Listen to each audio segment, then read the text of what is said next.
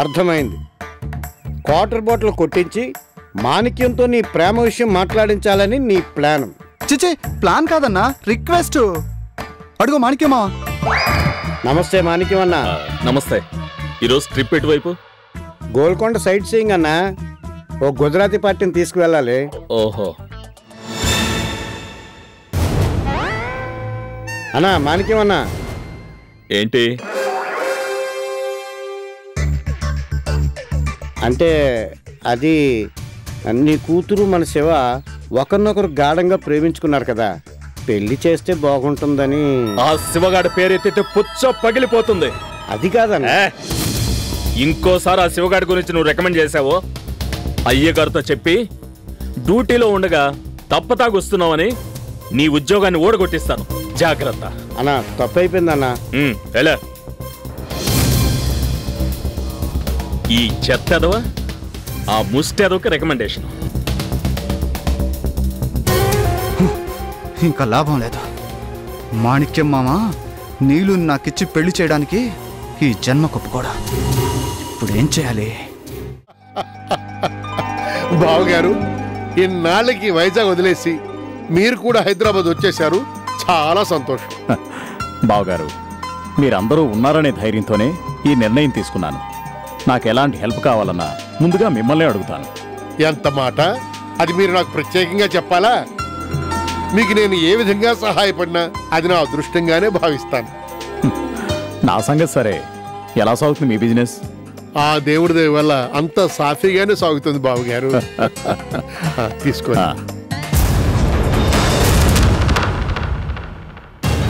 అర్చన. బావగారు, అర్చన మీ ఇంట్లో బాగుందన్నయ్య గారు. మా కోడలు మా ఇంట్లో కాక ఇంకెక్కడుంటుంది? అర్చన మీ కోడలా? అదేమిటి బావగారు తెలియనట్టు అడుగుతారు? మా పెద్దాడు పెళ్లి చేసుకుంది అర్చనే కదా.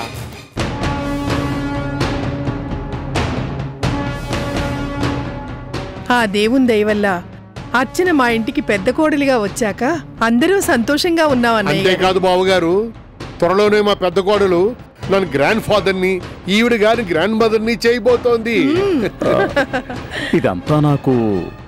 అన్నయ్య గారు ఏమంటున్నారు మీరు? అర్చన మా పెద్ద కోడలని సౌందర్యకు వాళ్ళ అమ్మకు కూడా తెలిసే. మీకు తెలియదంటే ఆశ్చర్యంగా ఉంది. తెలియకపోవడం ఏంటి? తెలుసు. మరి అది నేనన్నది అర్చన మీకు ప్రమోషన్ ఇవ్వబోతున్న సంగతి నాకు తెలియదు అన్నాను. అదేంటి బాబు గారు, మా చిన్న కోడలు ఎప్పటికప్పుడు ఈ ఇంట్లో జరిగిన విషయాలని వాళ్ళ అమ్మకి చెబుతూ ఉంటుందే. ఈ శుభవార్తని ఆవిడ మీతో చెప్పకపోవడం ఆశ్చర్యంగా ఉందే. అంటే ఎందుకు చెప్పదు? చెప్పే ఉంటుంది. నేనే వైజాగ్ వదిలి ఇక్కడికి వచ్చే హడావిడిలో మర్చిపోయి ఉంటాను. ఎనీవే, అమ్మా అర్చన, కంగ్రాచులేషన్స్. దీవించండి అంకుల్. దీర్ఘ సుమంగళీ భవ, సుపుత్ర ప్రాప్తిరస్తు.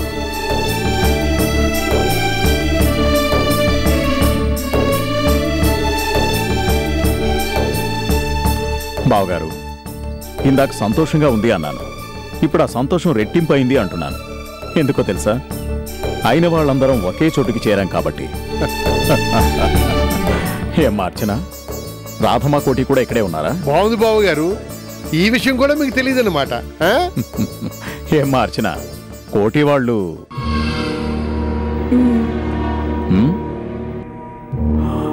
ఆ రోజు నేను చేసిన తప్పుకి నీకు నా మీద ఇంకా కోపం పోలేదు కదా?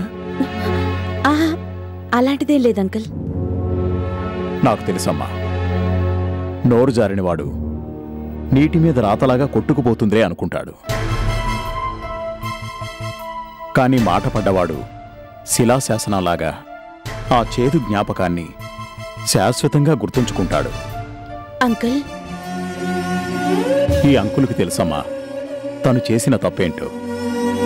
అందుకే వాడికి క్షమాపణ చెప్పాలని, దూరమైన స్నేహాన్ని మళ్లీ కలుపుకోవాలని ఇన్నాళ్లుగా ఆశపడుతూనే ఉన్నాను. ఆ అవకాశం ఇప్పుడొచ్చింది. అమ్మా అర్చన, ఈ అంకుల్కి ఒకే ఒక సహాయం చేస్తావా? చెప్పండి అంకుల్.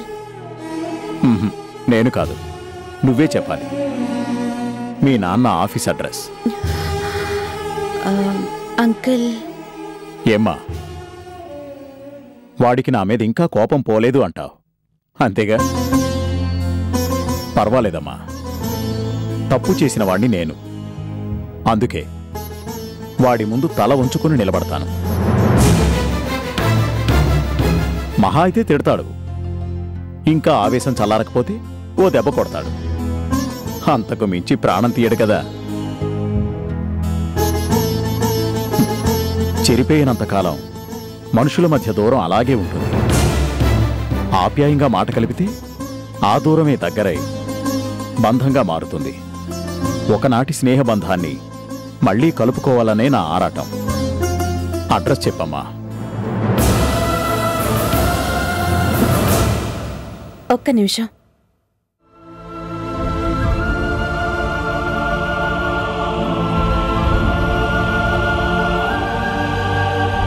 ఇదిగోండి అంకుల్. థ్యాంక్స్ అమ్మా.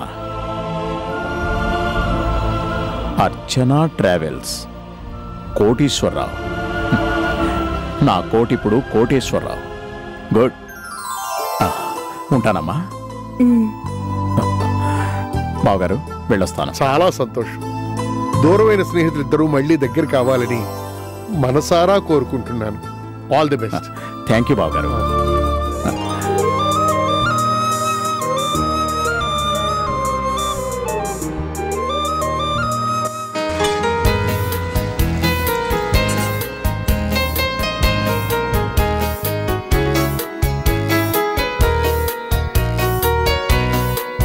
ఎరా, కోపంతో నాకు చెప్పకుండా నా నుంచి దూరంగా పారిపోయాననుకున్నావు కదూ?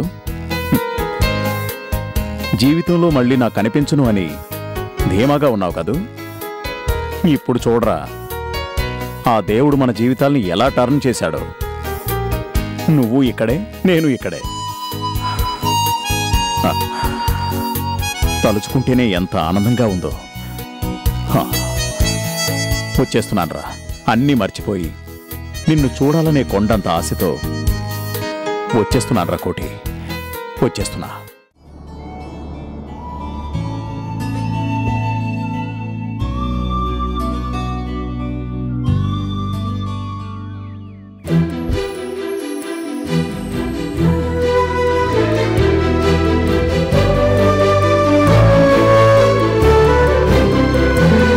ఆగండి, ఏంటి సరాసరి లోపలికి వెళ్ళిపోతున్నారు?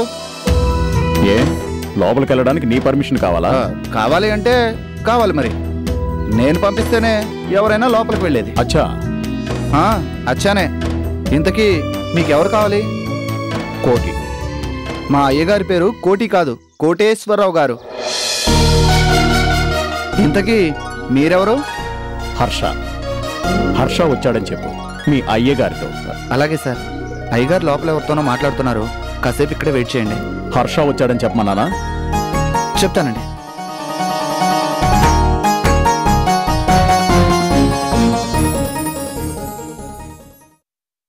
ఏంటి శివా? అయ్యగారు ఎవరో హర్ష గారంట మీకోసం వచ్చారు.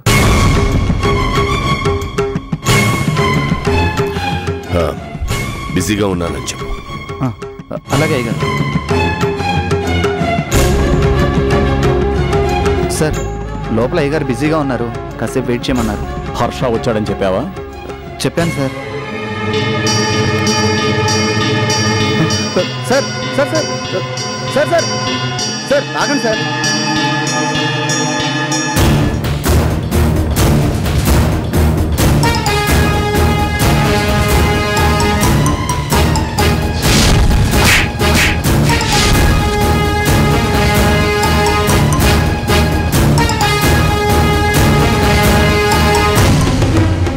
అయ్యగారు, నేను ఎంత చెప్తున్నా వినకుండా జబర్దస్తిగా తోసుకొని లోపలికి వచ్చారు.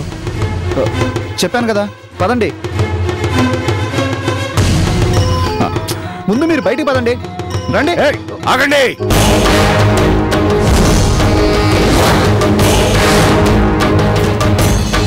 శివ, నువ్వు వెళ్ళు. అలాగే అయ్యగారు. అది కాదు కోటి, వాడు ఎందుకు వచ్చారు ఇక్కడికి?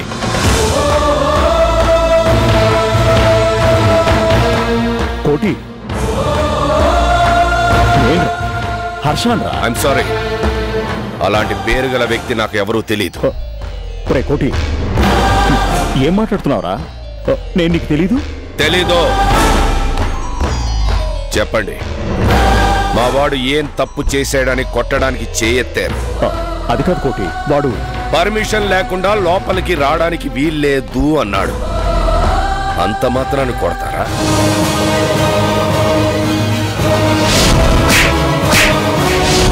కోటి, ఆ రోజు జరిగింది నువ్వింకా మర్చిపోనే లేదు. మర్చిపోయాను, ఎప్పుడో మర్చిపోయాను. పీడకల లాంటి వైజాగ్ లో గడిపిన కాలం అంతా ఎప్పుడో మర్చిపోయాను. అందుకే అడుగుతున్నాను, హూ ఆర్ యు? మీకు నాతో ఏంటి పని? కోటి, కోటేశ్వరరావు.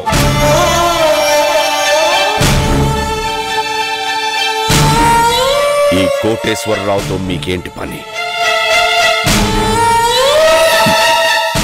అర్థమైందిరా. కానీ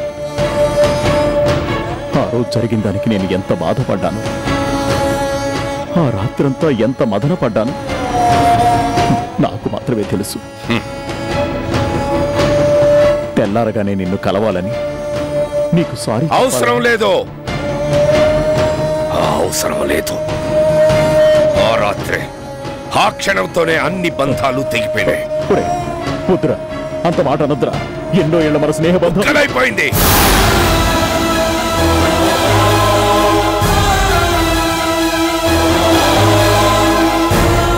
ముక్కలు ముక్కలుగా అయిపోయింది.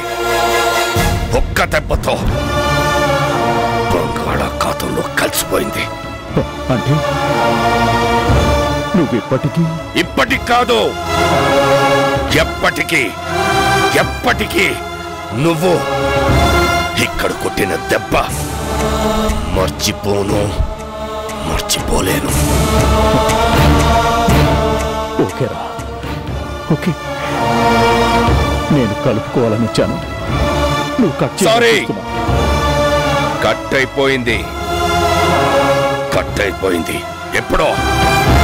ఇప్పుడు నేను కోటేశ్వరరావు, మీరు ఎవరో? Please give respect and take respect.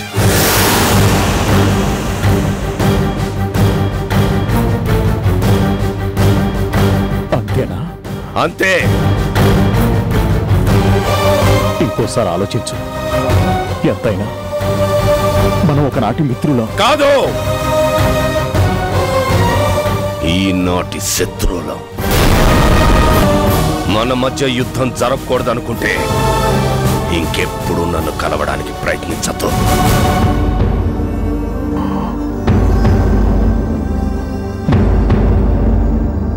Okay mister Koteswara Rao. Okay mister Harshavardhan.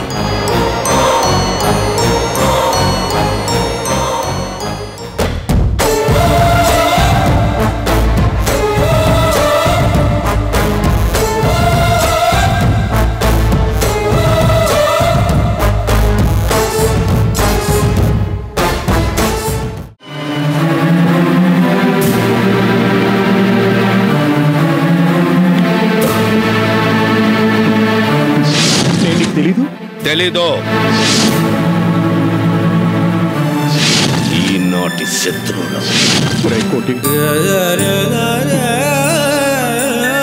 నువ్వు నా మిత్రుడు అని ఎంతో ఆశగా వస్తే నన్ను నీ శత్రువు అంటావురా? ఈ గుండెల్లో గుణపాలని కూర్చున్నట్టు మాట్లాడతావా? గొప్పోడివైపోయావరా, నిజంగా నువ్వు చాలా గొప్పోడివైపోయావురా. అంటే నేను వద్దన్నా కూడా నాతో చెప్పకుండా మీరు వెళ్ళి ఆ కోటిగాన్ని కలిసొచ్చారా? ఏమైంది? హర్ష అని కనిపించగానే ఎదురొచ్చి కౌగిలించుకున్నాడా? ఎన్నాళ్ళకెన్నాళ్ళకు కలిసావురా అని తీసుకెళ్లి పక్కన కూర్చోబెట్టుకుని మర్యాదలు చేశాడా? లేదు, నన్ను చూస్తూనే మండిపడ్డాడు. మీ గుండెల్లో మంట పెట్టాడు. ఆ మంటని చల్లార్చుకోవడానికి మీరిలా మందు కొడుతూ ఛీ సిగ్గులేదు? సంగీత, ఆ, సంగీతనే. మీ పెళ్ళాన్ని కాబట్టే సంగీతం వినిపించినట్టు ముద్దుగా చెప్పాను. వద్దండి బాబూ అని వినిపించుకుంటేగా. ఇప్పుడు మీకు తీయగా ఉందా? వాడి చేత అడ్డమైన తిట్లు తినొచ్చారుగా. అంత చేటి తిట్లేం తిట్లేదులే. ఆహా, అందుకేనా మొత్తం బాటిల్ ఖాళీ చేసేశారు? తిట్లేమీ తిట్టలేదట. మీరు చెప్పకపోయినా అక్కడ ఏం జరుగుంటుందో ఆ మాత్రం నేను ఊహించగలనులేండి. శత్రువు అన్నాడు. అంటాడండి, శత్రువు అంటాడు, ఇంకేమైనా అంటాడు. అత్తగారింటి నుంచి కూతురు దొంగచాటుగా దోచిపెడుతుంది కదా, ఆ డబ్బుతో బాగా బలిసి. ఏ ఆపేశావే? అంటే నీకు ముందే తెలుసు కోటి ఈ ఊళ్ళోనే ఉన్నాడు అని. నీకు ముందే తెలుసు అర్చనని రాంప్రసాద్ పెళ్లి చేసుకున్నాడని. నీకు ముందే తెలుసు సౌందర్య అర్చన ఒకే ఇంటి తోడి కోడళ్లుగా ఉన్నారు అని. ఇన్ని తెలిసి కూడా నాతో చెప్పలేదు. ఎందుకు? ఎందుకు? ఏ మాట్లాడవే? ఏం మాట్లాడాలి? చెప్పుంటే ఏం జరిగేది? ఇదిగో ఇలా జరుగుతుందనే చెప్పాలనిపించిన నోరు కట్టేసుకున్నాను. ఇదిగో చూడండి, నేనేం చేసినా మన మంచి కోసమే చేశాను. కానీ మీరే ప్రతిదానికి పెడార్థాలు తీస్తూ ఉంటారు. నువ్వు చెప్పిందే నిజం. ఒంటి చేత్తో కొడితే చప్పట్లు మోగవని తెలుసుకోవడానికి నాకిన్నాళ్లు పట్టింది. సంతోషం, ఇప్పటికైనా కళ్ళు తెరుచుకున్నందుకు. ఎస్, ఇప్పుడే నా కళ్ళు తెరుచుకున్నాయి. ఎవరు నా వాళ్ళు, ఎవరు పరాయి వాళ్ళు, ఈ వాళ్ళే నాకు తెలిసింది. ఇక్కడ ఈ గుండెల్లో పొడిచాడు వాడు మాటలతో, ఆ కోటిగాడు. ఇక మీద వాడు నా మిత్రుడు కాదు, శత్రువు, ఆగర్భ శత్రువు. లల్లీని కిడ్నాప్ చేయించింది నువ్వే అని బయటపడితే కథ మొత్తం రివర్స్ అవుతుంది. నీ కాపురమే నిలువున కూలిపోతుందే. అందుకే మమ్మీ, అందుకే నాకు టెన్షన్. ఎంతసేపు తల బద్దలు కొట్టుకుంటున్నా ఏం చేయాలో అర్థమే కావడం లేదు. సౌందర్య, నేను చెప్పేది జాగ్రత్తగా విను. చిన్న నిప్పు రవ్వే కారడవిని కూడా బగ్గున కాల్చేసినట్టు ఓ చిన్న అనుమానమే అన్వేషణకి దారి తీస్తుంది. ఆ అన్వేషణలోంచే ఆధారాలు బయటపడతాయి. అలా బయటపడ్డ ఆధారాల్లోంచే నిజాలు వెలుగులోకొస్తాయి. మనం తల దించుకునేలా చేస్తాయి. అందుకే మర్డర్ చేసినా మన చేతికి మట్టి అంటకూడదు. దోపిడీ చేసినా ఏ చిన్న సాక్ష్యాన్ని వదిలిపెట్టకూడదని నీకు ఏనాడో చెప్పాను. పూర్తిగా పరిస్థితి చేయి దాటకముందే లల్లీని కిడ్నాప్ చేయడానికి నువ్వు డీల్ కుదుర్చుకున్నావు కదా, దాన్ని అర్జెంటుగా ఎక్కడికైనా ఈ సిటీకి దూరంగా పంపించేసేయ్. తెలుసు మమ్మీ, అందుకే కొన్నాళ్ల పాటు బయటికి రావద్దని అండర్ గ్రౌండ్ లోనే ఉండిపోమ్మని దానికి ఇంతకు ముందే వార్నింగ్ ఇచ్చాను. వెరీ గుడ్, అది ముందు చూపంటే.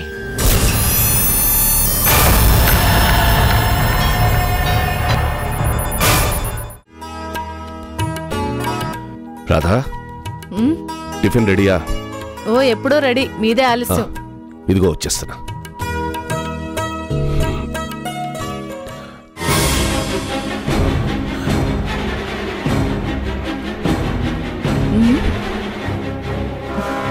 ఏంటండి వెతుకుతున్నారు? ఇక్కడ నా యూనిఫామ్ ఉండాలి, కనిపించటం లేదు.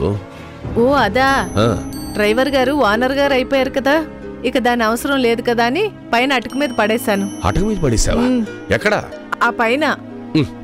భలేదానివే. అయ్యో ఇప్పుడు అదెందుకండి? అవసరం ఉంది. కాస్త పట్టుకో.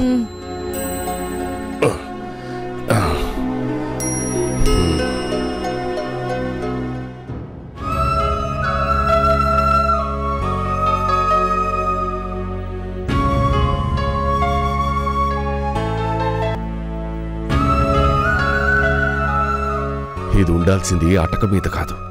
ఏమండి, ఎప్పుడో వాడి పాడేసిన పాత యూనిఫామ్ అది. దాని మీద మీకు రాధా, ఇది కేవలం ఒక యూనిఫామ్ కాదు. నా జీవితంలో ప్రతి మలుపుని గుర్తు చేసే ఒక అందమైన జ్ఞాపకం. ఈ కోటి అంచెలంచెలుగా ఎలా ఎదిగాడో నీకు తెలుసు, దేనికి తెలుసు. అందుకే ఇదంటే నాకు చాలా సెంటిమెంట్. అలాగే మహాన్ బావా, దాన్ని మీరు భద్రంగా దాచుకోండి. దాచుకోవడం కాదోయ్, దీన్ని చాలా అపురూపంగా చూసుకుంటాను. అలాగే సార్, మీరు వస్తే టిఫిన్ వడ్డిస్తాను. మీరు వెళ్ళి వడ్డించండి మేడం, వెనకాలే వస్తాను. అలాగే.